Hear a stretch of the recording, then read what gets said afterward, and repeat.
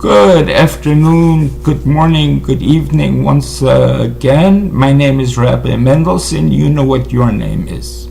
We're beginning, this is class number 1. We're beginning the study of the book of 1 Samuel, which, as we mentioned in the previous class, is not really the book of 1 Samuel. It's actually the book of Samuel, which was for arbitrary reasons divided into two, divided in half. Now, chapter 1, verse 1. Vayihi ish echad, there was one man. And when the Bible uses the expression one man, one person, it's referring to a special, a choice person. Okay. Where did he come from? Min haramatayim tzofim. He came from Ramatayim Tzofim. Now, we don't find a place by the name of Ramatayim Tzofim any place else in the entire Bible. There's no other place mentioned with that name. So exactly what is Ramatayim Tzofim? So there are several different explanations. As we're going to see, when it lists Elkanah, and this is the person that we're talking about, Elkanah, who was in his own right a prophet, who became the father of Samuel, of Shmuel the prophet. His great-great-great-grandfather was someone by the name of Tzuf, and hence he lived in a place of Ramah, and it was called Ramatayim Tzufim in his honor. It was called in his name because he was such a great person. There's another explanation. Ramah means a height, a certain level. Tzofim is from the word to be able to see. He lived in a place where there were two peaks, two mountains, two hills that were adjacent to each other, and you could see from one to the other. And there's yet another explanation that Sophim means to see, and just as it means to see, a prophet is also known as a seer because he's given information by God. He actually, in a way, speaks to God. Besides for Moshe Rabbeinu, for Moses, our teacher, none of them spoke to God as a person speaks to his friend, but he was shown visions. He was spoken to through lower level angels, whatever that means exactly. So he was a tzofeh, he was a seer, a prophet. And there were many, many more prophets that lived in that area. How many more? Ramatayim. Reish has the numeric equivalent of 200. Every Hebrew letter has the equivalent of a number, and Reish is 200, and Matayim also is the Hebrew word for 200. He came Mehar Ephraim, from Mount Ephraim.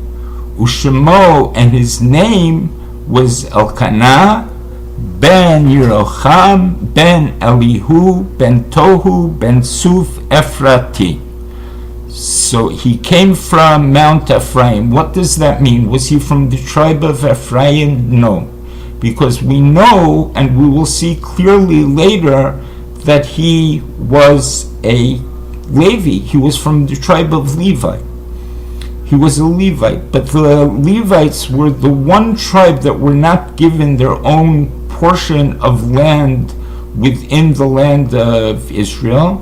Rather, they were given cities to live in, scattered throughout all of the rest of the people of Israel, throughout the rest of the land of Israel, and for the reason being, in order that they could be a good influence, that they would be able to be teachers for all of the Jewish people.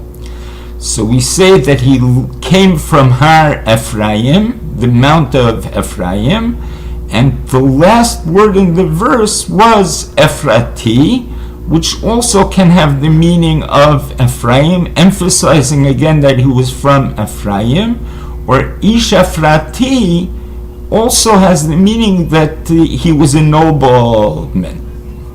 Verse 2, V'lo shtei nashim, he had two wives. At that time, polygamy was not considered an offense. It was totally permissible according to the Torah. Okay. Shem achat Chana, v'shem hashenit Penina. The name of the one was Chana, and the name of the second was Penina. Why did he have two wives? He was married to Chana, and Chana was the wife of his youth, his beloved wife that he lived with for 19 years. And after these 19 years, as all of this time went by, they didn't have any children. So Chana went to him and said to him, listen, Elkanah, it's not proper that you shouldn't have heirs, that you should not have children that should be your descendants. You're such a great person. Bring another wife into the house. It was actually at her insistence and at her bequest that he had these two wives, that he married Penina as well. Okay. And we see this pretty clearly from the verse. In the first verse, we began Vayihi Ish Echad. There was one person, meaning that he was a person that was miyuchad, a person that was special. Okay. And here we're saying that the name of the one wife was Chana, the miyuchedet, the one that was special, but the name of the second, not the two, but the second was Penina. In other words, we're switching from cardinal numbers to ordinal numbers, which is a thing that the Tanakh doesn't do unless there's a special reason to do so, unless it has something important to teach us. Okay, so the second wife's name was Penina. Vayihi lifnina yiladim. Penina had children. Ulechana en yiladim. And Chana did not have children. Va'allah ha'ishahu me'iro. That man went from his city, miyamim yamima, from year to year, from holiday to holiday, lihishtachavot v'lizboach la'Hashem tzivakot, to bow down to and to offer sacrifices to the Lord of hosts. There's actually a commandment. There are 3 pilgrimage festivals: Passover, Pentecost, and Tabernacles, Pesach, Shavuot, and Sukkot, on which we're commanded to go to God's sanctuary. Okay, so he would go each one of these festivals, and he didn't just go by himself. He went and he brought his entire extended family. He went together with a large group. Okay, we note also that it says firstly hishtachavot, to bow down, which includes praying a prayer, v'lizboach, and to offer sacrifices. So we see from here that praying takes precedence above and beyond sacrificing.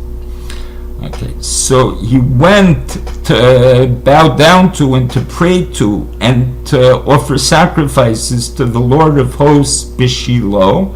Shiloh was where the temporary temple was built until it was finally, the permanent temple was built in Jerusalem.